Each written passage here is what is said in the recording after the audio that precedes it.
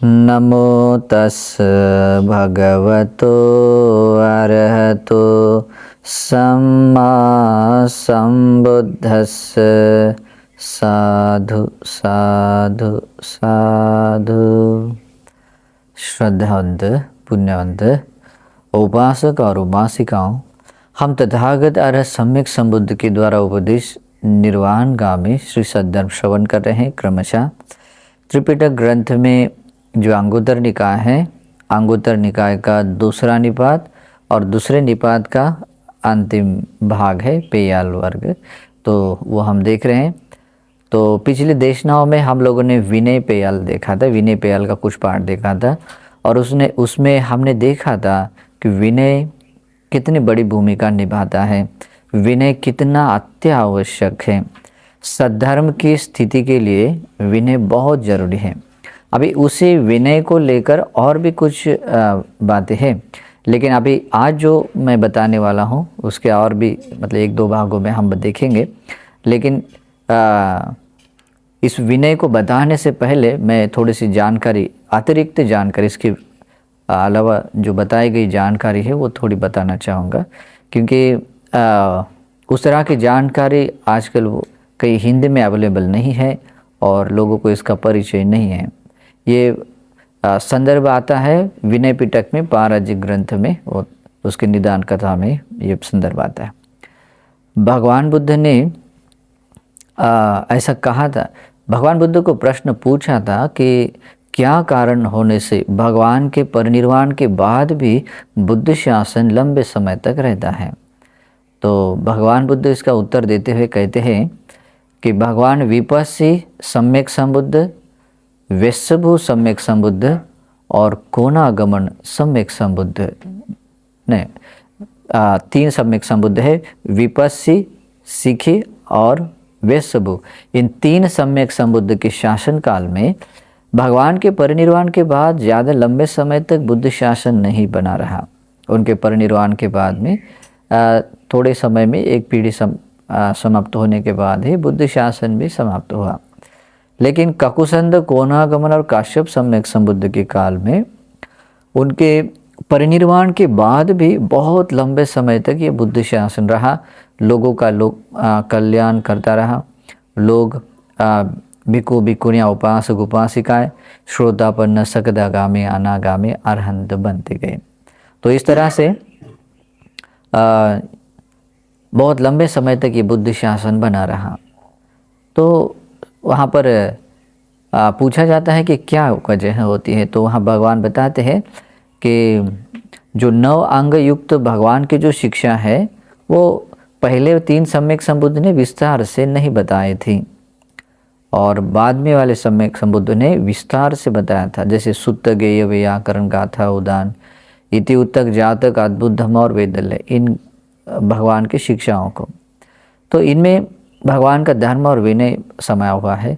और भगवान ये भी बताते हैं कि भिक्षुओं को प्रातिमोक्ष जो उद्देश्य है, प्रातिमोक्ष का जो पवारना करने का समय है, जैसे कि पहले समय में बहुत छोटा सा पवारना होता था 2-3 गाथाओं के साथ में, और बहुत सारे ये नहीं थे और उसी से उतना ही पर्याप्त था विशुद्ध होने के लिए, और कार्यकाल भी बहुत लंबा था। तो प्रातिमोक्ष का उद्देश्य जो है, प्रातिमोक्ष जो करने के लिए भिक्षुओं के लिए बताना था, वो ठीक तरह से मतलब उतना विस्तार से न बताने के कारण ही उनका बुद्ध शासन, जो उन भगवान का शासन परिनिर्वाण के बाद चिरस्थायी नहीं बना। तो सारिपुत्र भंते जी भगवान को याचना करते हैं कि भगवान आप ये बुद्ध शासन चिरस्थायी बने इसलिए और देवता मनुष्यों पर अनुकंपा करने के लिए आप विनय प्रज्ञप्त कीजिए, प्रातिमोक्ष का उद्देश्य आप बताइए। तो भगवान वहाँ पर बताते हैं कि सारिपुत्र थोड़ी प्रतीक्षा कर, तथागत उसका समय जानते हैं। तथागत जब कभी इस संसार में ऐसे संसार यानी कि संग में उस प्रकार की कुछ कमियां उत्पन्न होती है, तो उस घटना हो जाती है, तो तभी भगवान विनय प्रज्ञप्त करते हैं और भगवान उसका सही समय जानते हैं। ठीक है, तो इस कारण से भी ये भगवान की अनुकंपा ही थी भगवान की करुणा ही थी कि इस बुद्धि शासन को चिरस्थायी बनाने के लिए इस विनय का बताना, ये प्रातिमोक्ष का बताना, ये उपोषित आदि कर्म करने के लिए बताना, ये भगवान की करुणा थी लोक सतों पर अनुकंपा करने के लिए। तो उन्होंने ये इन प्रातिमोक्ष आदि शिक्षा पदों को बताया है। तो इससे भी समझना चाहिए कि विनय को कभी भी हल्के में नहीं लेना है। विनय का अपना बहुत बड़ा एक स्थान है। विनय यानी बुद्धि शासन की उम्र है, आयुष्य है। ये जब तक भिक्षु श्रावकों में बना रहेगा, उपसंपदा धर्म विनय के अनुसार जो विनय बने रहेंगे, तब तक ये शासन बना रहता है। लोगों को लगता है कि मैं धर्म प्रचार कर रहा हूँ, बड़े बड़े प्रोग्राम ले रहा हूँ, मैं धर्म प्रचार कर रहा हूँ, लेकिन ऐसा प्रचार नहीं होता है। धर्म को एक्चुअल में बढ़ाना है, सुरक्षित करना है, तो उपसंपदा प्राप्त भिक्षुओं को, सुविशुद्ध धर्म और विनय में प्रतिष्ठित हुए भिक्षुओं को इस संसार में मतलब बनने के लिए मदद करनी चाहिए, या वैसा बनने के लिए अपना योगदान देना चाहिए। जब ऐसा हो जाता है तभी व्यक्ति सही तरीके से इस बुद्धि शासन को सुरक्षित रख सकता है, बढ़ा सकता है, और इससे सभी देवता और मनुष्यों का मंगल होता है। तो आज के इस देशनाव में यही बात देखते हैं। ठीक है, तो भगवान बुद्ध इसी विनय पेयाल में कुछ देशनाएं इस प्रकार से बताते हैं। भगवान कहते हैं, द्वे में भिक्खवे अर्थवसे पटिच तथागतेन सावकानं पातिमोक्षं पन्यतं। भगवान बुद्ध कहते हैं, भिक्षुओं, दो कारणवश, दो बातों को देखते हुए तथागत सम्यक संबुद्ध ने अपने श्रावकों को प्रातिमोक्ष प्रज्ञप्त किए हैं। प्रातिमोक्ष जो, जैसे कि प्रातिमोक्ष वैसे शील दो तरह के हैं, यानी कि भिक्षुओं के भी प्रातिमोक्ष शील है, वो 227 शील है, और भिक्षुनियों के 311 है। तो ये इन्हीं शीलों को ही जो भगवान बुद्ध ने उस घटनाओं को देखते हुए भगवान के सामने जो बात प्रकट हुई, तो उस घटनाओं के अनुसार भगवान ने जो विनय बनाए, जो शिक्षा पद प्रज्ञप्त किए हैं, उसी को प्रातिमोक्ष प्रज्ञप्त करना कहते हैं। तो भगवान कहते हैं दो कारणवश, दो बातों को देखते हुए। तो पहला है पातिमोक्ष उद्देश्योपन्यतो। पहले तो प्रातिमोक्ष का उद्देश्य प्रज्ञप्त किया। उद्देश्य का अर्थ होता है कि ये प्रातिमोक्ष में मतलब कैसे कैसे होना चाहिए आदि उसका पूर्व पीठिका के रूप में भगवान ने उसका विस्तार बताया। उसको भिक्षुओं को अगर प्रातिमोक्ष उद्देश्य मतलब पाठ करना है तो भगवान उसको 5 भिक्षुओं का होना, कम से कम 5 भिक्षुओं का होना जरूरी होता है।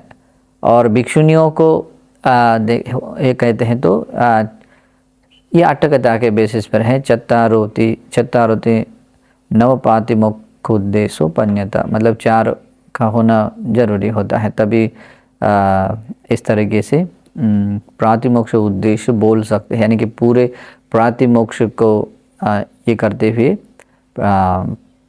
याद का स्मरण करते हुए बोलते हुए उसका पाठ उद्देश्य बता सकते हैं। तो कभी कभी ऐसा हो जाता है कि कुछ जगह पर 4 भिक्षु होने के बाद भी करते, तो वो भी एक संघ के रूप में ही आ जाता है, इसलिए वो भी किसी जगह पर करते हैं। लेकिन यहाँ अट्टकथाओं में दिया है पातिमोक्ष भिक्खूनंग 5 भिक्खुनीनंग चत्तारोति नवपातिमोक्ष। तो इस तरह से उन्हीं के बीच में ये प्रातिमोक्ष का उद्देश्य बताया जा सकता है, वो विधि के अनुसार करना होता है। फिर भगवान आगे कहते हैं, दूसरा आता है पातिमोक्ष ठपनंग पन्यतंग। भगवान बुद्ध ने ये भी एक कारण देकर प्रातिमोक्ष के ठपन यानी कि उसकी स्थिति मतलब उसको स्थित करने के बारे में भी कैसे होता है उसके बारे में भी प्रज्ञप्त किया गया, बताया गया है। तो इसको कहते हैं कि प्रातिमोक्ष कब कब रखा जा सकता है, मतलब आयोजित किया जा सकता है। तो भगवान बुद्ध ने ऐसा कहा है कि उसको उपोषित कर्म बोल सकते हैं। प्रातिमोक्ष ठपन करने का अर्थ होता है कि उपोषित कर्म करना जरूरी है बोलते हैं। तो उपोषित कर्म भगवान बुद्ध ने 2 बताए हैं, महीनों के 2 जगह हैं। तो वो है चातुर्दशी पन्नरसो यानी कि जो 15वें दिन में जो उपोषित आता है, कभी पूर्णिमा भी आती है, कभी अमावस भी आती है। चातुर्दश यानी कि 14वें दिन में जो उपोषित आता है वो कर्म। तो इस तरह से 1 महीने में 2 उपोषित कर्म भगवान बुद्ध ने स्थापित किए। तो इसको कहते हैं प्रातिमोक्ष ठपन प्रज्ञप्त। ये प्रज्ञप्त किए हैं। ये होना बहुत जरूरी है। ये जब तक बना रहता है ये बुद्धि शासन सुरक्षित रहता है। फिर आगे कहते हैं पवारणा पन्यता।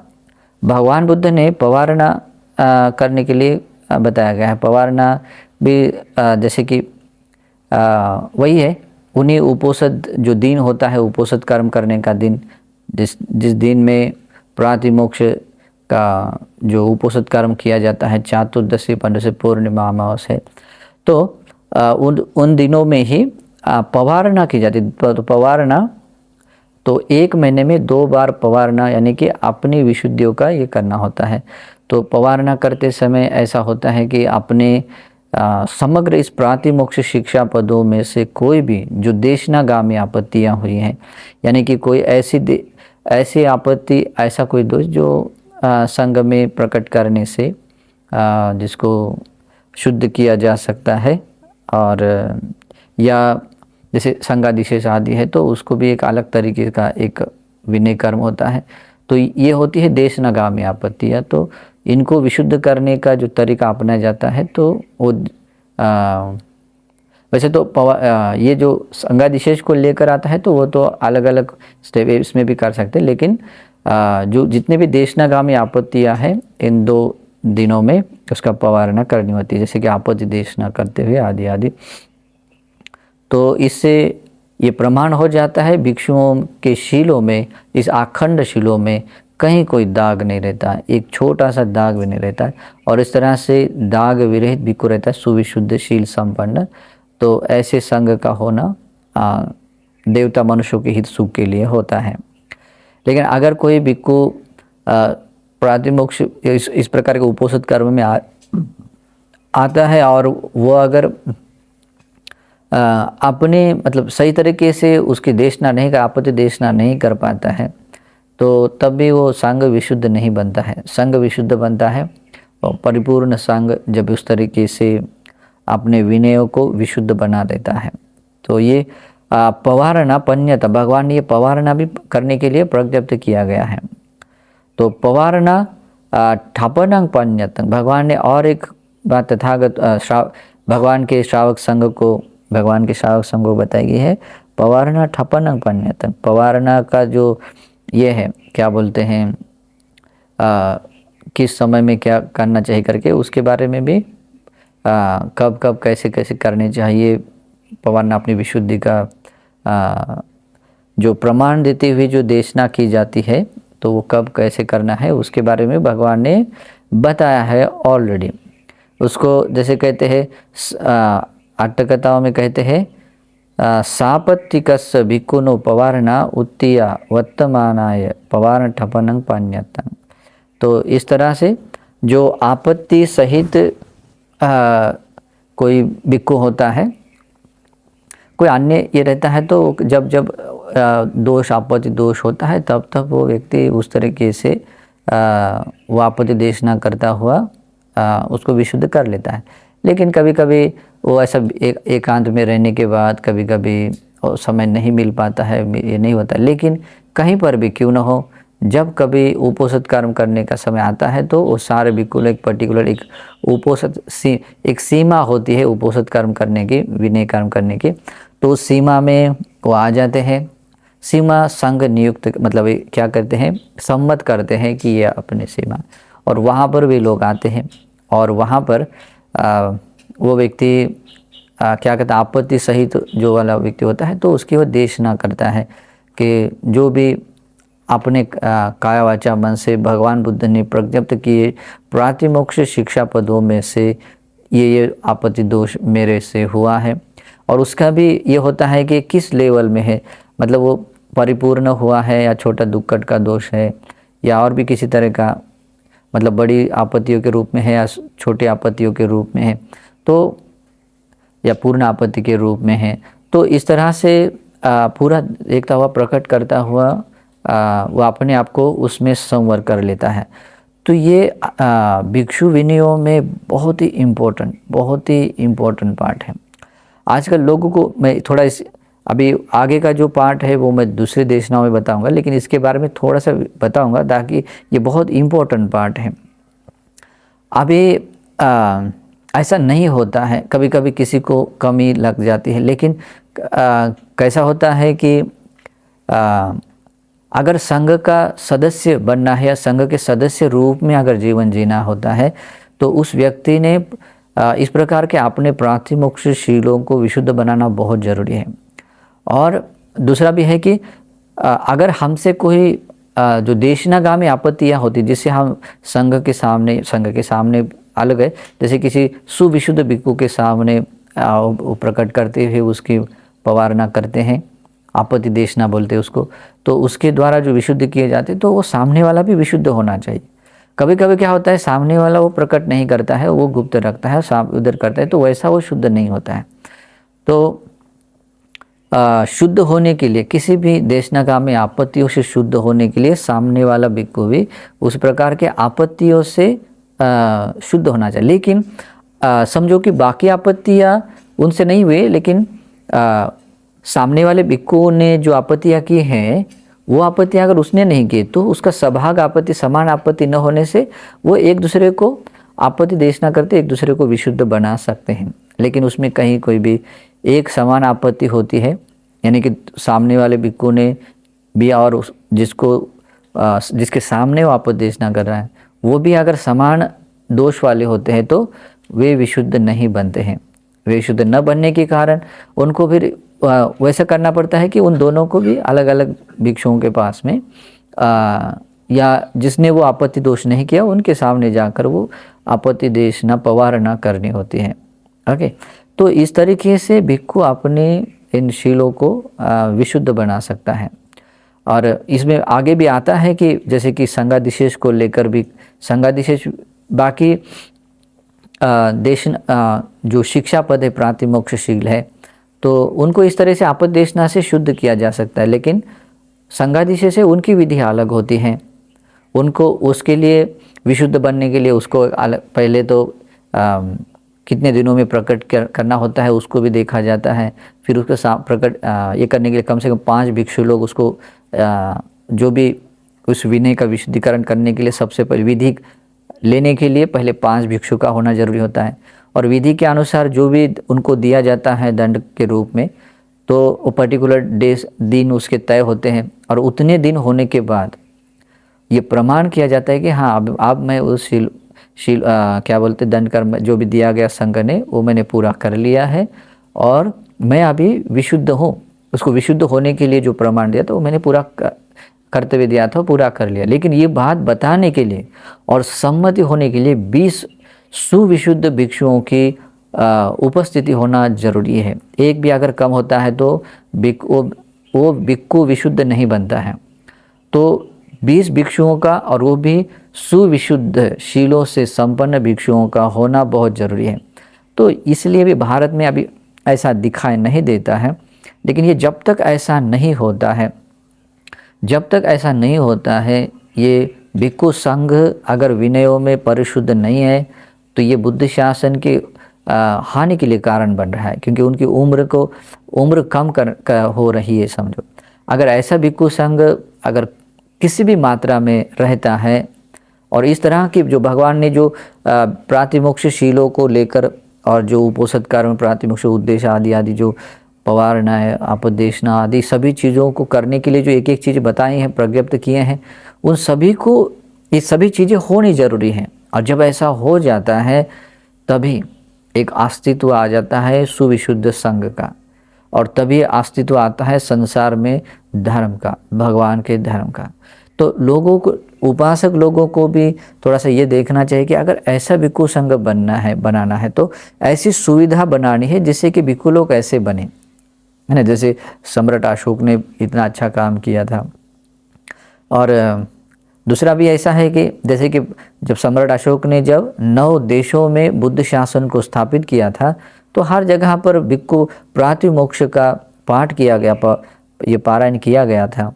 तो श्रीलंका में भी जब ऐसा बहुत सारे भिक्षु लोग निर्माण हुए और तब पूछा गया कि क्या अभी बुद्ध शासन यहाँ स्थापित हुआ है, तो भंते जी कहते हैं नहीं नहीं अभी नहीं हुआ है। जब तक यहाँ पर क्या कहते हैं प्रातिमोक्ष पाठ पारायण नहीं होता है, उपोषित कर्म आदि भी एक परिपूर्ण नहीं होता। हालांकि वो तो पूरे मार्गफल लाभी लोग थे और विशुद्ध अच्छे लोग भी थे, तो फिर भी उनको फिर क्या ज़रूरत थी, वो करना बहुत इम्पोर्टेंट होता है। क्योंकि उसी से विनय ठितंग, जो विनय स्थित हुआ हो जाता है, तभी शासनस्य ठितंग नाम शासन स्थित हो जाता है। तो ये बात बहुत सारे लोगों को समझ में नहीं आती है और यहाँ तक कि भिक्षु लोग भी इसके बारे में ज़्यादा पढ़ते नहीं हैं या इसके बारे में कुछ उपक्रम भी नहीं करते कि मुझे हम लोगों को ऐसा करना चाहिए करके। तो इस कारण से ये काम नहीं चल रहा है। तो इसको ये करने के लिए अभी किसी ने कोई दोष कर लिया और ख़ास करके पराजित कोई भिक्षु बन जाता है तो वो भिक्षु का पाठ बनता ही नहीं है, वो संघ से बाहर होता है। वो एक अगर वो दशशील को अपना लेता है तो एक सामनेर के रूप में वो जीवन जी सकता है। लेकिन उस संघ का सदस्य न बनने के कारण वो संघ के उपोषित कर्म में प्रातिमोक्ष पाठ पारायण के करने में वो वहाँ पर नहीं आ सकता है, और क्योंकि वो उसकी काबिलियत वो खो देता है। ओके, तो बिल्कुल पराजित तो बिल्कुल नहीं होना चाहिए और बाकी कुछ हुआ है तो वो उस तरीके से सुविशुद्ध होना चाहिए। जब ऐसा होता है और ऐसे संघ की जब कभी समाज में, किसी अपने देश में, राज्य में स्थापना होती है, समझ लेना बुद्ध शासन स्थापित है। तो ये बहुत बड़ा सीक्रेट है बुद्ध शासन को स्थापित करने का। ये उपासक लोगों ने, भिक्षु लोगों ने भी, मैं उम्मीद नहीं करता कि अभी कुछ ऐसे लोग हैं जिनको विनय के बारे में कुछ पढ़ने की इच्छा ही नहीं है, तो उनसे मैं उम्मीद नहीं कर सकता। लेकिन जो अभी नए से भिक्षु बने हैं, अच्छे शील का पालन करते, धर्म सीखने की अभी सुविधा भी है, विनय पढ़ने की भी सुविधा है, उन लोगों ने इसका अभ्यास करते हुए इस तरीके से कुछ ना कुछ कदम उठाने चाहिए। अगर भिक्षु लोगों को भी लगता है और उपासकों को भी लगता है कि ये बुद्ध शासन बना रहे, सुविशुद्ध भिक्षु संघ बना रहे, तो इन बातों को ध्यान में रखना बहुत ज़रूरी है। अगर इसमें थोड़ी सी भी अगर कॉम्प्रोमाइज़ करने जैसा किया, छुपाने जैसा कुछ किया तो नहीं होता है। धर्म के क्षेत्र में झूठ का कहीं कोई ये इतना सा 1% भी, 0.1% भी नहीं चलता है। वहाँ जैसे कि सत्य क्रिया कर सकते हैं कि इतना परम सत्य होना चाहिए कि भिक्षु, जो भगवान ने ऐसे नहीं कहा सुपटिपन्न उजुपटिपन्न भगवान, वो वैसा होता है और ऐसे इतने शीलों का कड़ाई से पालन भी किया जा सकता है। लेकिन इसके लिए क्या बोलते हैं, मोनास्टिक लाइफ चाहिए। ओके, लोग आज मोनास्टिक लाइफ को लेकर अलग अलग अपने मतांतर पैदा कर लेते हैं, लेकिन इसके संक्षेप में ऐसा है कि मतलब ऐसी जगह होनी चाहिए जहाँ कुछ भिक्षु लोग, जो उपसंपदा भिक्षु लोग, जो और उपसंपदा भी कैसी होनी चाहिए, धर्म विनय के अनुसार। नहीं तो आजकल तो पंचशील देकर भी उपसंपदा कर रहे हैं कुछ इतने मतलब अज्ञानी अनाड़ी लोग हैं। ओके, अभी बोल रहे हैं कि मैं उपसंपदा लिया था, सामनेर बना और अभी भी मैं भिक्षु हूँ, ऐसा भी कुछ लोग बोलने वाले लोग होते। तो ऐसा नहीं होता है। तो जो विनय के अनुसार बराबर, नित्य चतुर्थी के अनुसार वो जो भी विनय में बैठ जाता है, वो भी अभी सामने आता है, हम कल के देशनाओं में देखेंगे। तो ये हर एक चीज़ बहुत इम्पोर्टेंट है। इसमें अगर कहीं कोई भी कॉम्प्रोमाइज़ किया जाता है तो इससे बहुत नुकसान है। कितना नुकसान इमेजिन नहीं कर सकते। व्यक्ति भटक जाता है और धर्म में इतना भी उन्नति नहीं करता है।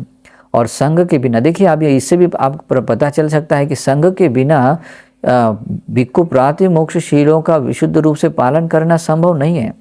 तो संघ में टाइम टू टाइम आना जरूरी होता है। जब पहले सम्यक संबुद्ध के जैसे कि विपस्सी, सिख्या और वेशभु सम्यक संबुद्ध के काल में 6 साल के बाद एक बार प्रातिमोक्ष किया जाता था।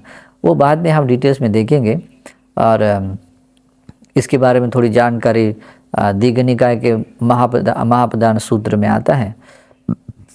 तो वो प्रातिमोक्ष उद्देश्य का मतलब पाठ करने के लिए देवता लोगों ने वचन दिया था भगवान को कि हम इनको मदद करेंगे यहाँ लाने। वो क्या करते थे, एक घोष करते थे सभी भिक्षुओं तक पहुँचने वाला, और सभी भिक्षु लोग उस बात को सुनकर सब लोग इकट्ठा हो जाते थे। तो इस तरीके से वो, और उनका 3 गाथाओं से वो प्रातिमोक्ष पाठ करते थे। लेकिन जैसा भी हो, लेकिन वो करते थे।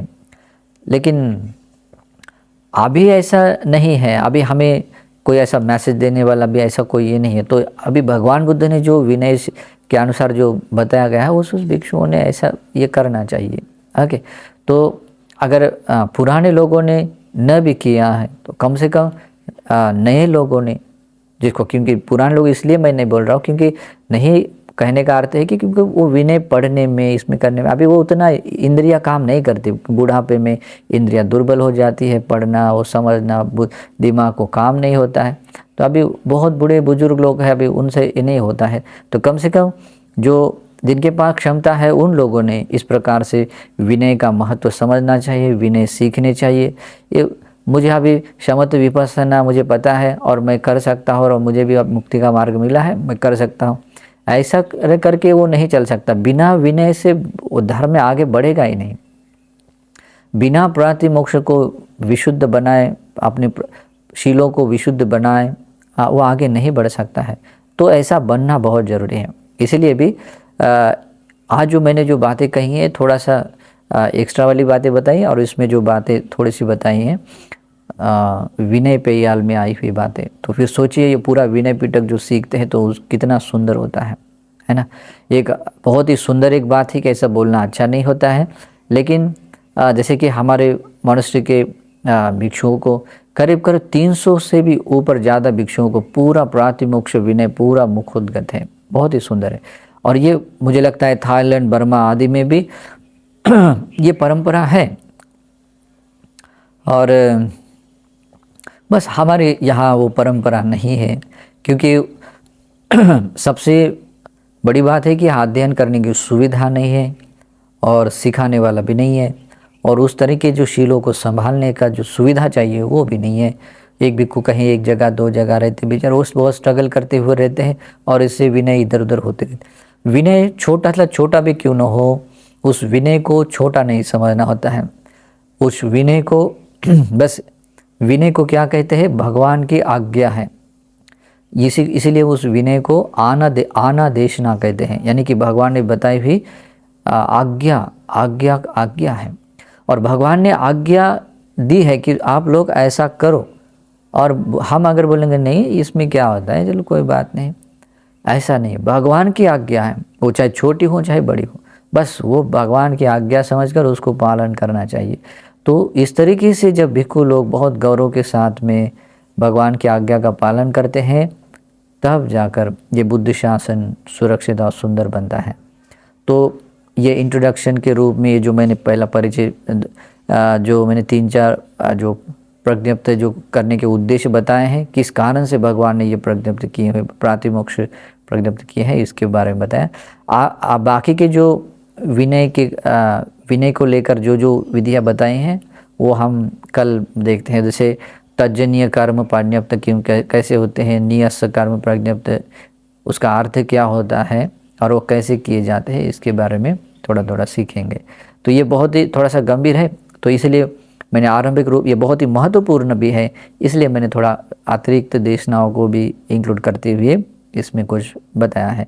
तो ये धर्म देशना सुनकर अगर उपासकों को समझ में आता है, भिक्षुओं को समझ में आता है, तो अपने अपनी भूमिका दिखाते हुए अपना कर्तव्य के अनुसार ये काम करने के लिए आगे आना चाहिए, बहुत मंगल होगा। तो ये धर्म देशना भी आप लोगों को इस तरह का महान कार्य करने के लिए, बुद्ध शासन की सेवा उसकी स्थापना करने के लिए प्रेरक बने, और आप लोगों को भी धर्म के महान प्रतिफल पाने का सौभाग्य मिले, इस सद्भाव से मंगल कामना है। नमो बुद्धाय।